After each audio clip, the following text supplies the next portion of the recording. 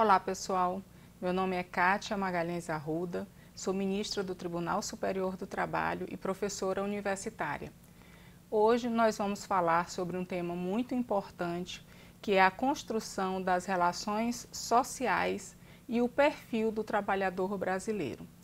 Muito temos falado sobre quem é o nosso trabalhador, mas muito pouco temos aprofundado nosso conhecimento a respeito disso. Mas para falarmos sobre quem é o nosso trabalhador, para falarmos sobre as relações sociais no Brasil e para as relações de trabalho, que é a área mais forte em que eu atuo, nós vamos falar um pouquinho sobre um percurso histórico. Eu gostaria que vocês acompanhassem comigo esse slide. Esse slide representa uma ilustração feita no ano de 1883. Veja que o nosso imperador, na época, Dom Pedro II, chega a um congresso internacional, acompanhado de uma criança negra, que carrega todos os pertences do imperador. E a pessoa que está à porta diz: queira perdoar-me, mas com aquele negrinho não pode entrar. E o imperador diz: mas é que não posso separar-me dele. É quem me veste, quem me dá de comer, quem me serve de tudo, afinal. E aí o senhor que está na recepção diz: é que, enfim, em atenção às ilustres qualidades pessoais de tão sábio soberano, creio que as nações civilizadas não duvidarão em admiti-lo. O que nós vemos sobre essa charge? Que é uma charge real e que esteve exposta nos nossos jornais. Que para muitos o Brasil não era considerado uma nação civilizada. Os povos do exterior achavam estranhíssimo que alguém precisasse ter uma criança negra para carregar os pertences do imperador. Com isso, nós vamos pensando um pouco de qual é a nossa herança, de qual é a nossa história. Frei Vicente Salvador comentou uma certa vez que neste país ninguém era repúblico, ou seja, ninguém tratava da coisa pública como pública, senão buscando os próprios interesses pessoais. Será que mudamos com o passar do tempo? Será que com o decorrer da história tivemos avanços, retrocessos? Então, é um pouco sobre isso que nós vamos falar hoje. E para tanto, eu vou me utilizar de algumas noções de qual é o país sobre o qual vivemos, sobre alguns estudiosos que estudaram o Brasil, para entrar nas nossas relações sociais em si e particularmente as nossas relações de trabalho. Então, qual é o país que nós vivemos? Nós temos, ao mesmo tempo, a convivência com grandes tecnologias, com trabalho análogo à condição de escravo. Grandes tecnologias que significam modernidade, que significam avanço, com um grande retrocesso social, que é o trabalho infantil, que é o trabalho análogo à condição de escravo, que são as piores formas de trabalho que existem na humanidade. Então, nós somos, ao mesmo tempo, a 7ª economia do mundo, mas, quando nós falamos em distribuição de renda, segundo o próprio Banco Mundial, nós somos o número 80 e estamos caindo, o que é pior. Somos número 75 em IDH. O que é o IDH? É o Índice de Desenvolvimento Humano. O IDH é um índice mais importante do que o PIB. E o economista Amartya Sen, que ganhou o Prêmio Nobel de Economia, tenta nos mostrar essa diferenciação. O PIB é o nosso Produto Interno Bruto. Se existirem grandes riquezas no Brasil, mesmo que existam grandes misérias, o nosso PIB pode ser elevado. Já o IDH, que é o Índice de Desenvolvimento Humano, ele trabalha elementos muito mais importantes no aspecto do desenvolvimento. E por quê? O IDH ele tem dados sobre saúde, sobre educação, sobre renda, sobre saneamento. e por isso é que os economistas modernos dizem que o Índice de Desenvolvimento Humano, ou IDH, é um índice mais relevante até do que o PIB quando buscamos o desenvolvimento do país. E aí cabe um outro aspecto. Uma coisa é crescimento, outra coisa é desenvolvimento. O crescimento nós já tivemos em outros momentos. Na década de 70, por exemplo, quando falavam do milagre econômico, nós tivemos crescimento econômico. Mas será que esse crescimento foi revertido para melhores condições de vida para os brasileiros? E aí é que os economistas fazem a diferença. O crescimento é importante, mas mais importante do que crescer é desenvolver, porque é a noção de desenvolvimento que vai implicar em melhoria de condições de vida para todos, em distribuição de renda, em diminuição da miséria. Então, feito essa diferença entre o crescimento, que é atrelado ao PIB, e o desenvolvimento, que tem a ver com igualdade, com distribuição de renda e com o IDH, acho importante passarmos para um outro aspecto da nossa exposição, que é sobre a formação da nação brasileira. Acompanhem comigo. Nós temos pelo menos 3 grandes autores que tratam da formação da nação brasileira.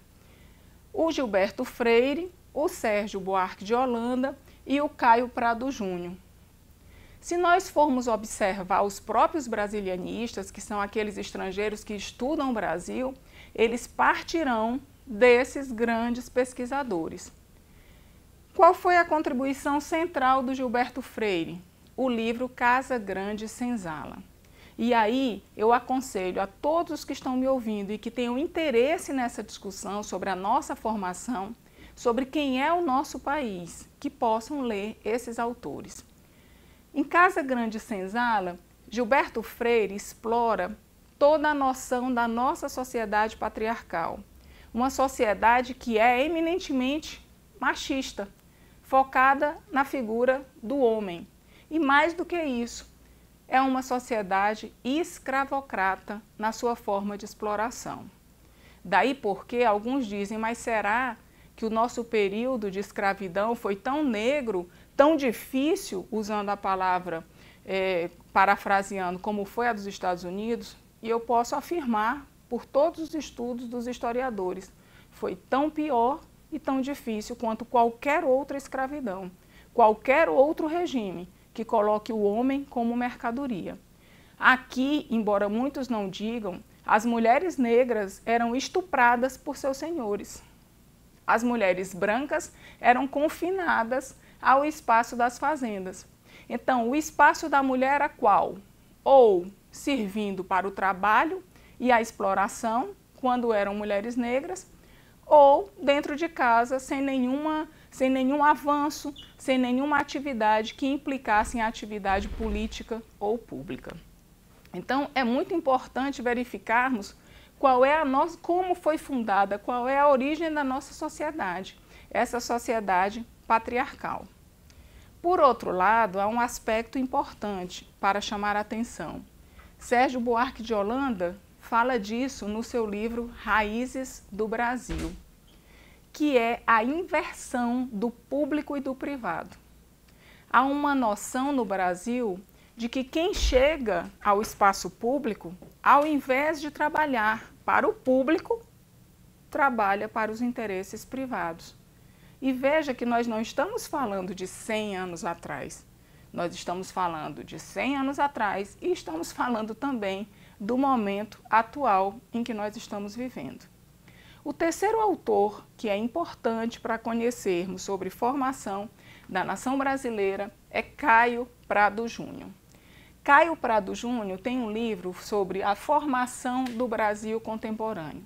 E para aquelas pessoas que gostam da área de sociologia, que gostam da área do trabalho, ou que estudam de forma mais aprofundada as relações sociais no Brasil, ele é fundamental e eu direi por quê.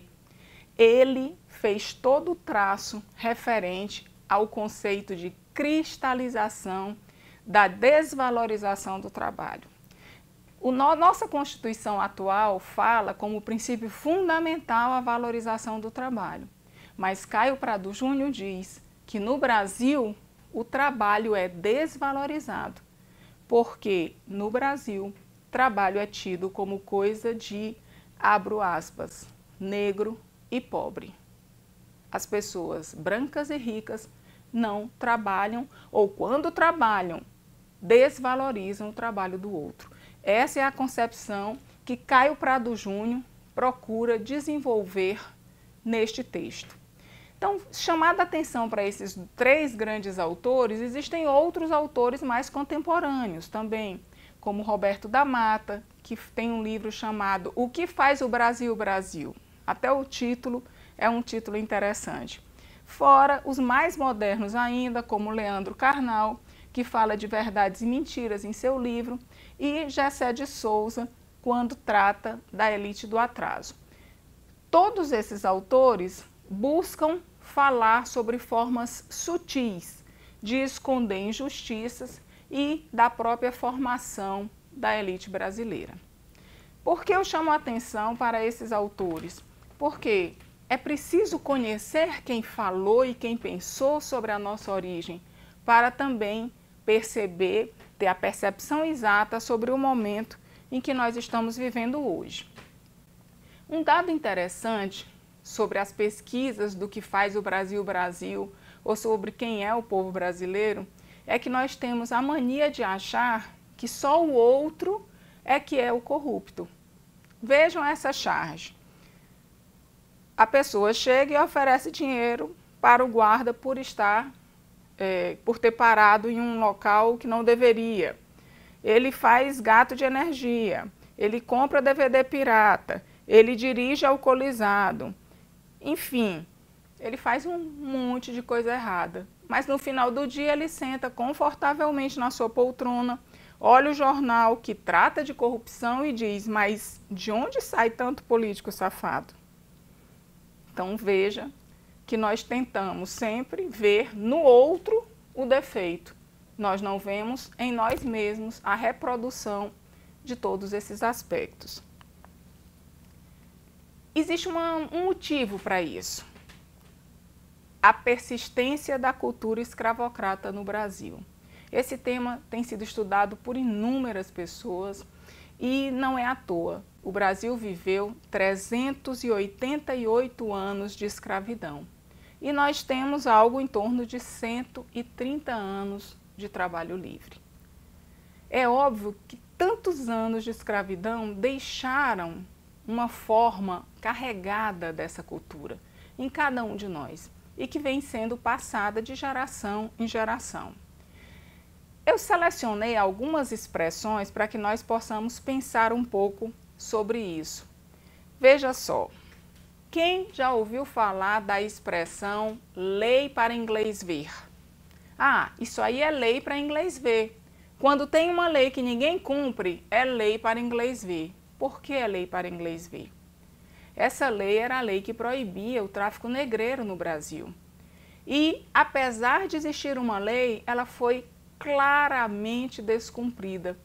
E ela só existiu porque era uma exigência da Inglaterra. E daí a expressão lei para inglês ver tenha a ver com lei que não é cumprida, que existe, mas não é cumprida. É só lei para inglês ver.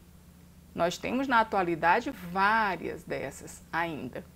Outra expressão muito usada no Brasil: quem não tem padrinho morre pagão.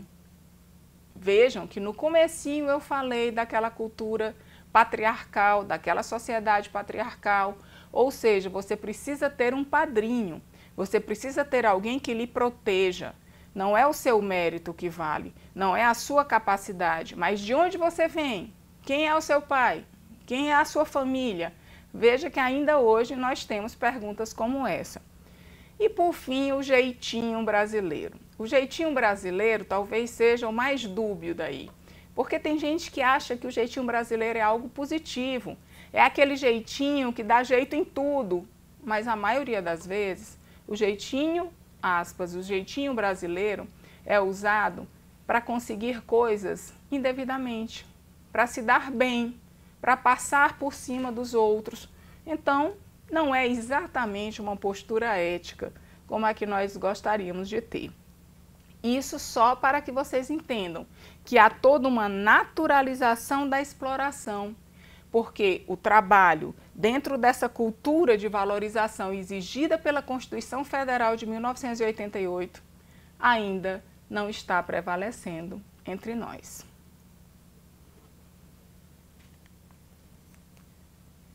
Esse slide que eu vou colocar agora, ainda falando sobre a construção dessas relações sociais no Brasil, mas já chegando na nossa sociedade moderna, ele mostra uma fábrica de oficina de uma grande empresa internacional no contexto de uma fiscalização do trabalho. Se nós observarmos essa fotografia, que está livremente na internet, nós vamos ver fios soltos, plásticos, crianças. Basta acender um fósforo e esse local pega fogo.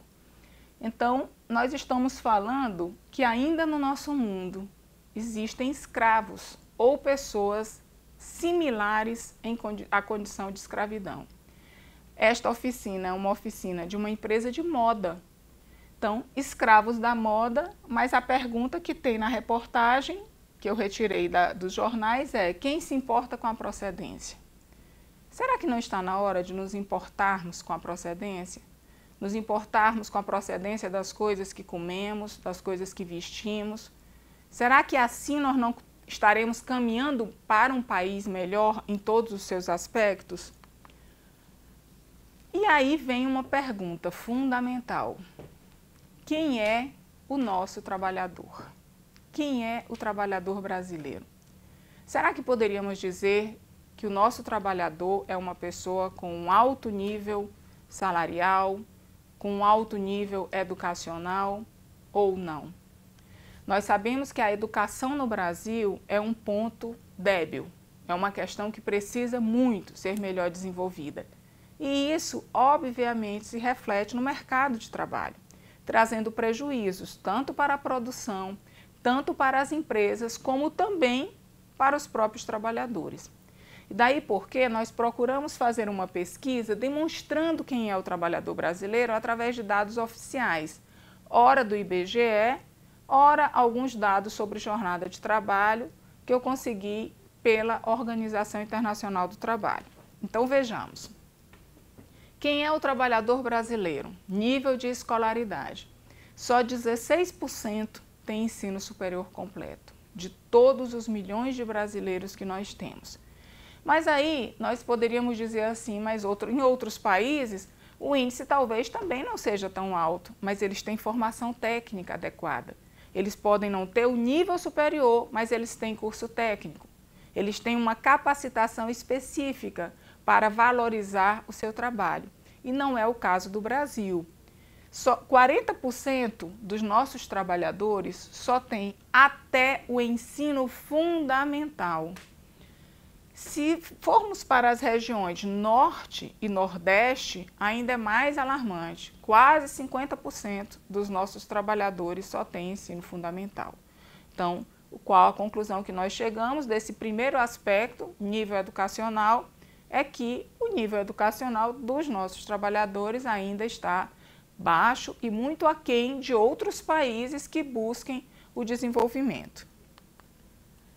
Além disso, além da questão do nível educacional ser baixo, e talvez até por isso, nós temos situações de trabalho forçado. São inúmeras as fiscalizações que recolhem trabalhadores em situação degradante ou análogo à condição de escravo. Todas as fotos que eu estou trazendo são fotos que estão na internet e facilmente poderão ser pesquisadas por vocês. Essa foto é uma foto de vamos dizer, um carro de boi, mas está levando seres humanos. Então, se observarmos, tem adolescentes na fotografia, e aí eu coloquei uma frase do filósofo Diderot, que ele diz: ter escravos não é nada, intolerável é ter escravos e chamá-los de cidadãos, porque a disparidade entre os trabalhadores brasileiros ainda é muito grande. E o nível salarial? Vamos ver o nível salarial? No último momento em que houve a reforma trabalhista brasileira, alguns disseram que o nível do trabalhador era bom, que existiam vários intelectuais no trabalho, é óbvio que existem, mas vamos ver como é a situação esmagadora, a situação da maioria dos trabalhadores brasileiros. Deem uma olhadinha no gráfico. Rendimento. Sem rendimento, esse índice, inclusive, que é do IBGE, ele já está um pouco atrasado, porque hoje nós temos um número maior de desempregados do que na época que eu coletei. Até meio salário mínimo, em torno de 8% dos nossos trabalhadores. Entre meio e um salário mínimo, algo em torno de 24,5%. De 1 a 2 salários mínimos, 32%.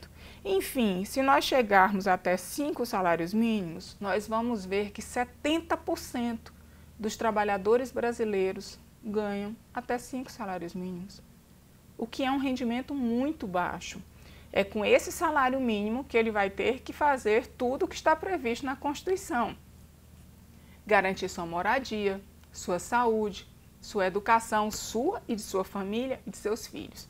Então, só por aí nós já percebemos que a faixa salarial dos trabalhadores brasileiros está muito aquém da maioria dos países em desenvolvimento.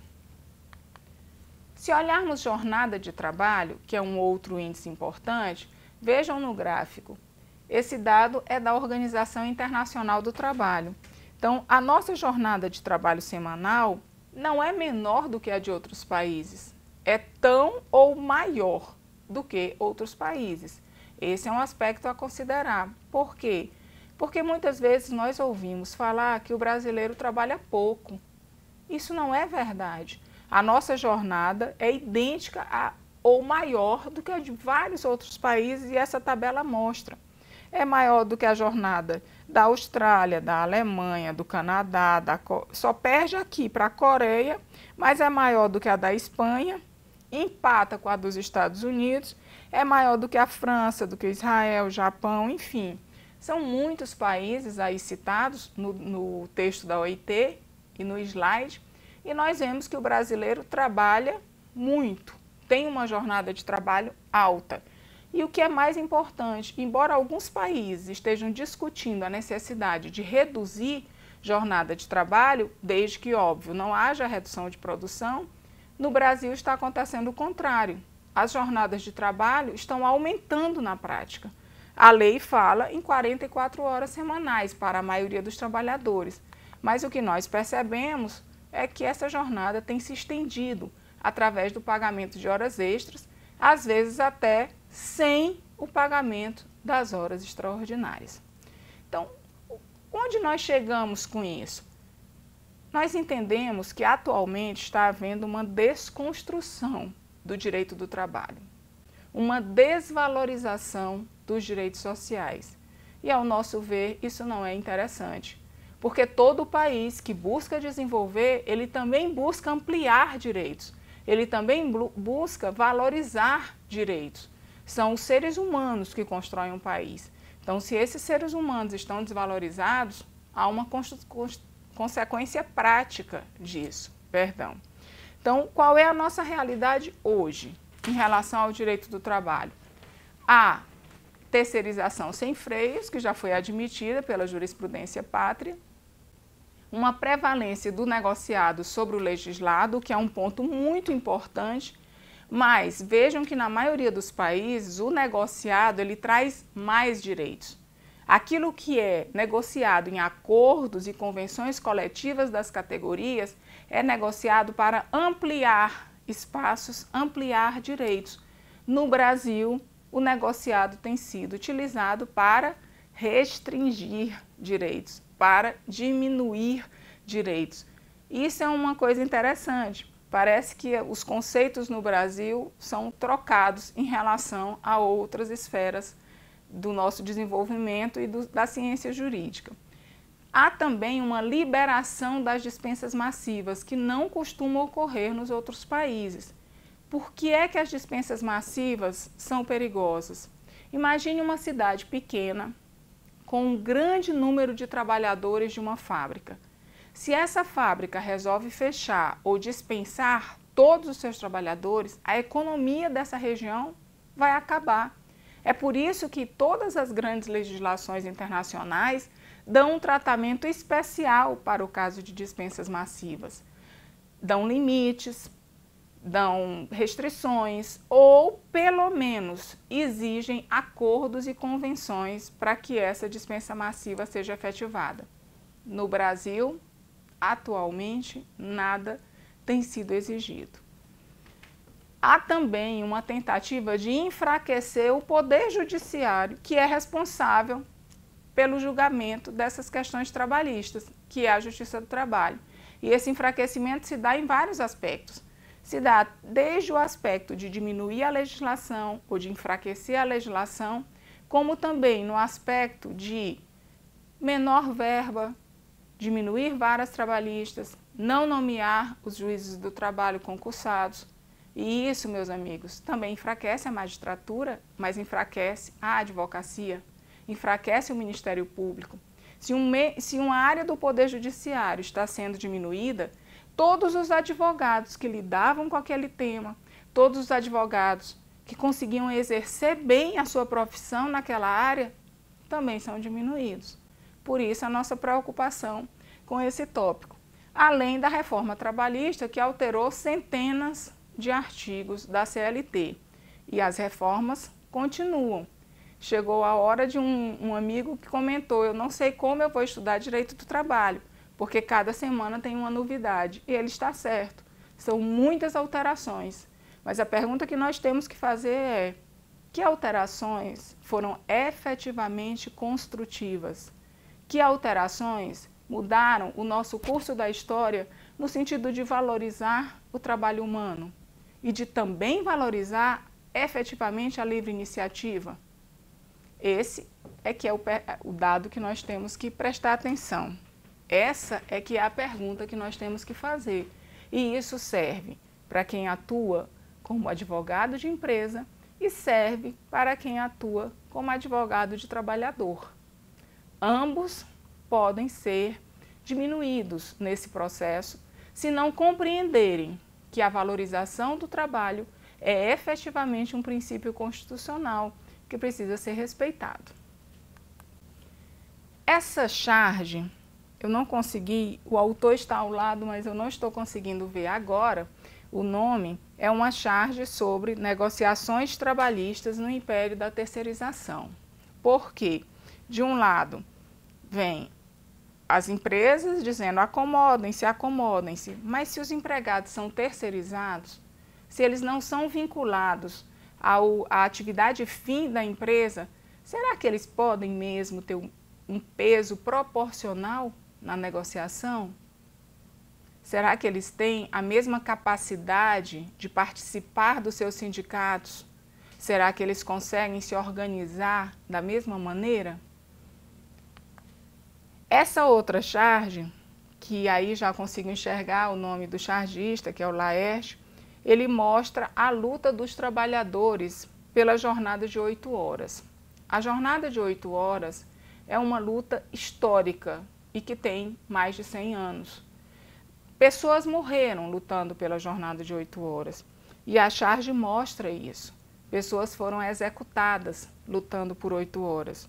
E agora, em 2017, 2018, 2019, 2020, simplesmente as pessoas dizem jornada de trabalho de 12 horas e não se fala mais nisso. Será que todos nós estamos lembrando por que a jornada foi estabelecida como média em 8 horas? Porque o ser humano precisava descansar biologicamente. O dia tem 24 horas e as pessoas diziam 8 horas para o trabalho, 8 horas para o sono, 8 horas para o convívio familiar. Havia uma explicação sociológica e biológica que está sendo esquecida. E esse é um ponto que eu chamo vocês à reflexão. Talvez esteja na hora de retomarmos conceitos. Talvez esteja na hora de reaprendermos o direito, sobretudo o direito vinculado à equidade, à justiça, a desenvolvimento. todas as matérias que eu vou colocar daqui para frente, continuando no nosso tema sobre construção das relações sociais no Brasil e o perfil do trabalhador brasileiro, são matérias de jornais, jornais públicos, jornais amplamente divulgados no Brasil. E aí nós vamos ver algumas diferenças. Embora recentemente eu tenha dito que os direitos dos trabalhadores estão diminuindo, que vários direitos desses trabalhadores foram sonegados nas últimas reformas trabalhistas, vejam que às vezes não se dá a mesma coisa com o outro lado. Vejam essa matéria. Renúncia fiscal soma 400 bilhões em 2017 e supera gastos com saúde e educação. A matéria diz: classificadas pelo fisco como, aspas, perda de arrecadação, renúncias tributárias foram concedidas pelos governos nas últimas décadas a fim de estimular setores da economia ou regiões. Isso é errado? Não. Todos os países fazem isso. Todos os países trabalham com algumas renúncias fiscais, principalmente para estimular regiões pobres, principalmente para estimular áreas que precisam ser mais desenvolvidas, áreas de produção, atividades econômicas. Isso é natural. Talvez o que não seja natural seja o excesso disso em detrimento dos trabalhadores. Há de se buscar um equilíbrio. E aí, a próxima matéria fala um pouco sobre isso, né? Algumas empresas brasileiras sonegam impostos. Então, muitas recebem a isenção, o que é algo teoricamente possível e positivo, se for no sentido do desenvolvimento, mas mesmo assim, empresas sonegam quase 1/3 dos impostos que deveriam pagar, que deveriam ir para o Estado brasileiro e depois sofrer a reversão de volta para o povo brasileiro.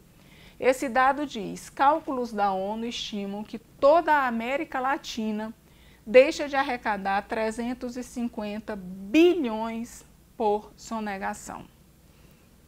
Muitas reformas estão sendo feitas. Talvez tivessem que pegar algo para impedir esse tipo de sonegação.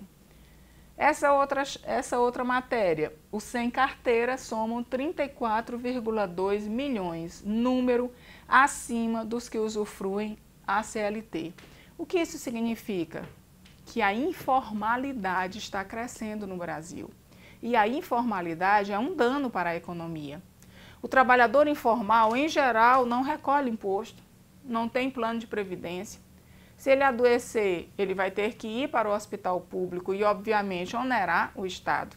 O servidor que tem a CLT, ele tem os seus direitos garantidos e ele também contribui através de impostos para o Estado brasileiro. Então, vejam que a informalidade, ela é ruim para a economia e ela é pior ainda para o direito do trabalho e para esses trabalhadores que muitas vezes não vão ter direitos garantidos, porque o trabalhador informal não tem férias, não tem 13º, o trabalhador informal não tem limites na sua jornada de trabalho. Então, a informalidade é algo que todos os países avançados tendem a trabalhar contra a informalidade, eles tentam regularizar os trabalhadores e no Brasil está acontecendo o contrário. A informalidade está crescendo mais do que o trabalho formal.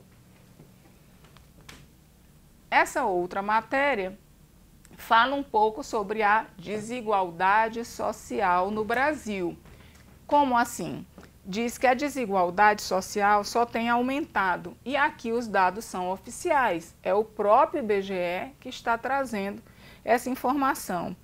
Fala, a desigualdade aumentou em 4 das 5 regiões do Brasil na passagem dos anos e as próprias matérias seguintes mostram que as desigualdades têm aumentado no Brasil inteiro e que constitui uma grande batalha a ser vencida.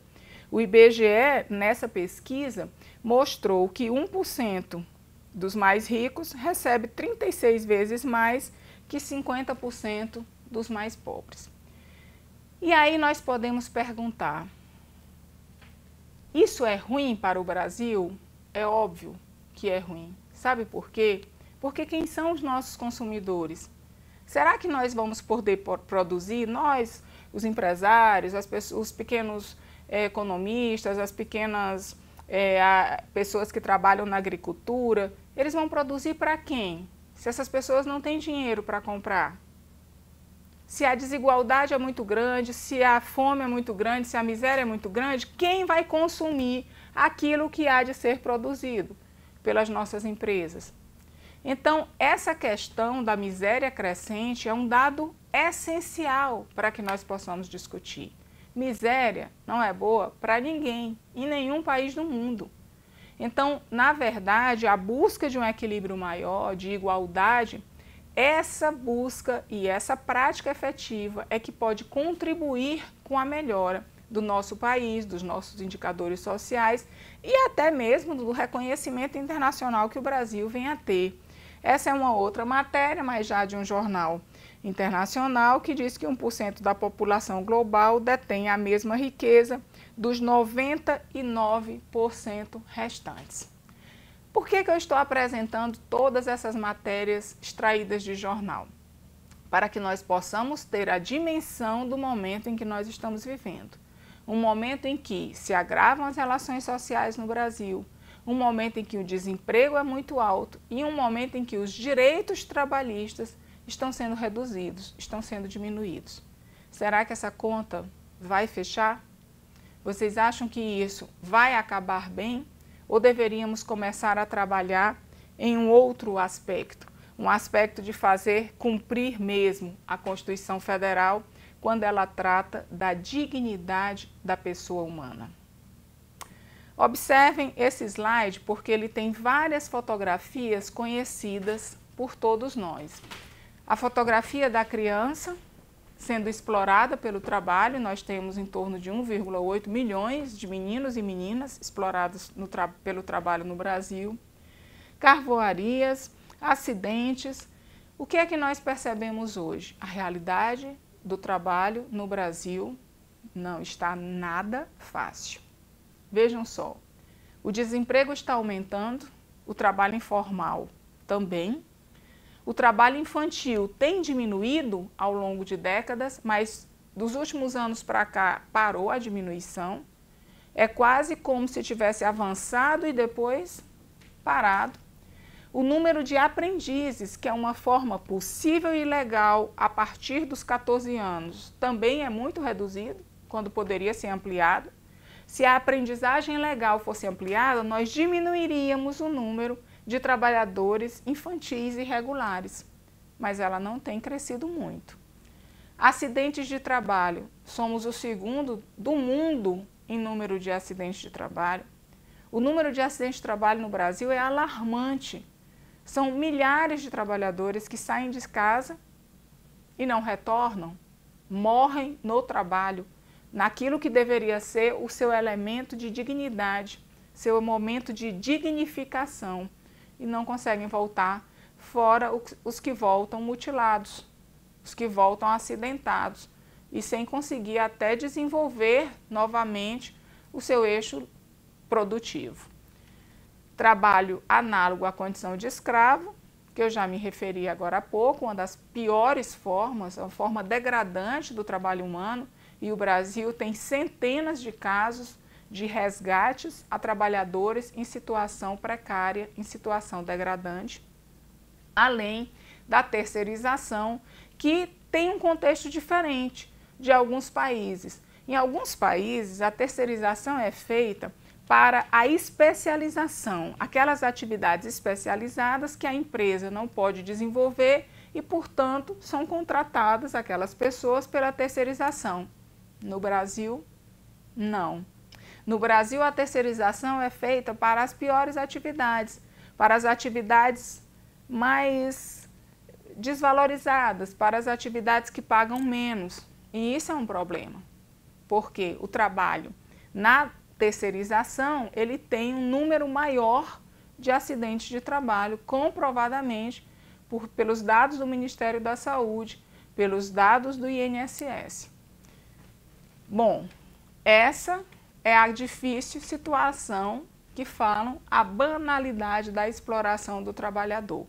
Esse termo banalidade da exploração advém de uma filósofa judia, Hannah Arendt, que fala na banalidade do mal. O mal está acontecendo ao nosso redor e nós não percebemos. Às vezes é o nosso vizinho, às vezes somos nós mesmos que estamos participando dessa banalidade e não percebemos.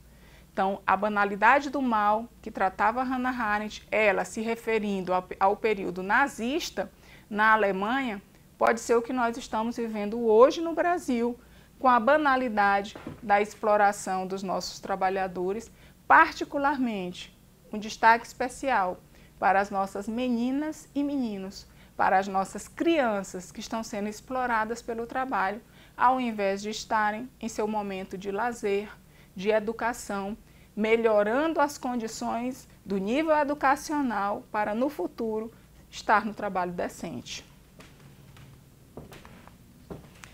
Bem, feitas essas considerações, eu queria explorar um pouco 3 grandes economistas que tratam da noção de desenvolvimento. Nós dissemos aqui que há uma diferença entre crescimento e desenvolvimento, porque o crescimento é atrelado ao produto interno bruto e o desenvolvimento é atrelado ao índice de desenvolvimento humano, ou seja, aquele índice que trata de melhoria na saúde, de melhoria na educação, de melhoria no trabalho, de melhoria no saneamento. E que é mais importante, portanto, para a gente lutar por desenvolvimento do que simplesmente por crescimento. Até porque crescimento pode crescer para poucos e deixar de fora uma margem imensa de trabalhadores.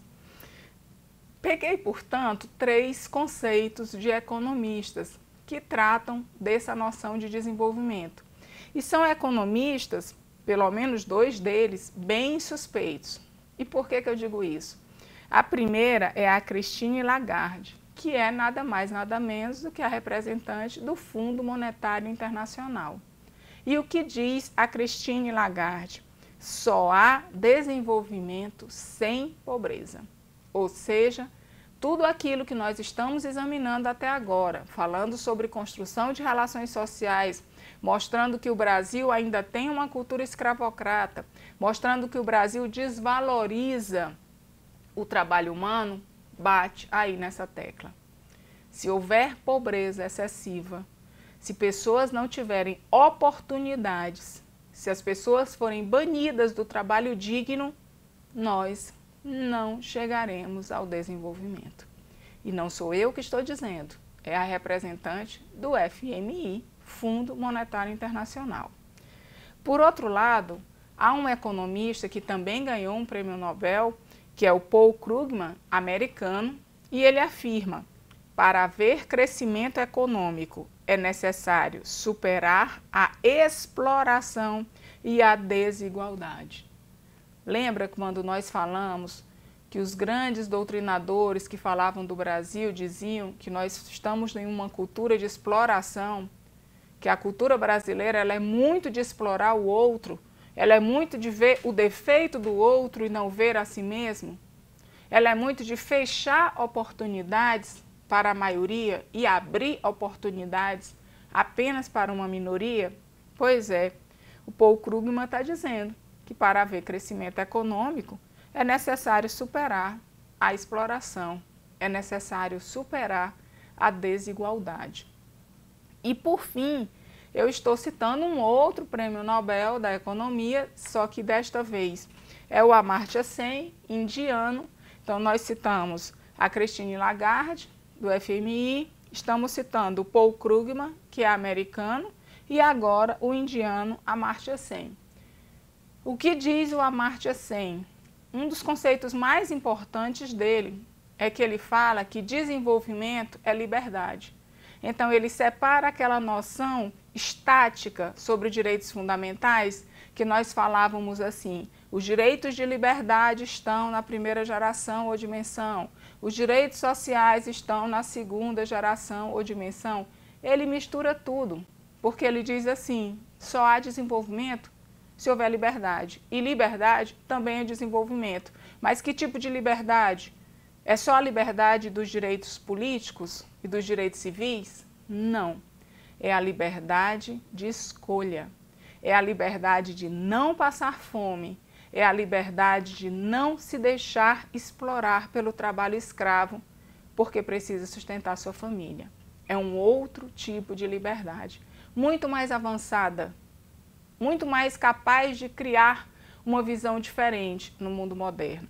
E diz o Amartya Sen, o crescimento econômico não é um fim em si mesmo, mas um meio de alcançar avanços sociais e benéficos para toda a população. Voltando, portanto, para aquele conceito que demos antes. Desenvolvimento é para todos, não apenas para um pequeno grupo. Vejam esta fotografia que nós separamos para vocês. Uma mulher jovem carregando uma sacola, uma bicicleta e uma criança no colo.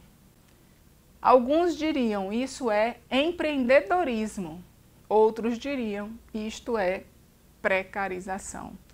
É o trabalho humano não sendo dignificado. Todos os valores sociais de proteção à maternidade, valores sociais de trabalho com saúde, porque horas e horas em cima de uma bicicleta não simbolizam isso. Nós temos que saber, isso é empreendedorismo ou isso é a absoluta necessidade que as pessoas têm de trabalho, seja ele qual for, para a sobrevivência? O que vocês acham? Empreendedorismo ou precarização? Por fim, eu gostaria de citar nessa nossa exposição de hoje, nesse diálogo que eu procurei travar com vocês, buscando falar desde os primórdios da nossa história, desde Dom Pedro II, dessa visão de exploração, dessa visão escravocrata, mas para chegar à conclusão de que o nosso país tem que mudar esse perfil, ir para um perfil de valorização do trabalho humano, ir para um perfil de dignidade da pessoa humana na construção de um país melhor. Até porque um Brasil diferente, muitos dizem eu quero um Brasil diferente, mas um Brasil diferente não pode ser construído por pessoas indiferentes. Nós temos que participar desses processos. Nós temos que abrir nossa mente dentro de uma perspectiva que signifique aprender a pensar e aprender a participar, alterando e mudando as coisas. A Hannah Arendt, que eu citei no começo, uma pensadora judia, ela diz muito isso. Vamos ter que aprender a pensar. E por isso é que eu estou colocando uma frase dela para finalizar essa nossa exposição de hoje. Hannah Arendt diz, em nome de interesses pessoais, muitos abdicam do pensamento crítico, engolem abusos e sorriem para quem desprezam. Abdicar de pensar também é crime. O que nós estamos propondo é, com essa pequena exposição, vamos começar a pensar. Vamos começar a pensar em como é possível reverter essa situação de precarização do Brasil. Precarização do trabalho, precarização da saúde, precarização das relações sociais. Como é que, como juristas, como advogados, nós podemos contribuir para a formação de um Brasil melhor, afastando todos aqueles alicerces ou reconhecendo historicamente, mas procurando superar aqueles alicerces que colocavam o Brasil dentro de um país de cultura escravocrata para um Brasil de uma cultura libertadora. Um país que saiba reconhecer o papel das empresas, o papel da produção e saiba reconhecer também o papel do trabalho, dos trabalhadores, da valorização e, sobretudo, a defesa dos princípios constitucionais que estão presentes na nossa Carta Magna.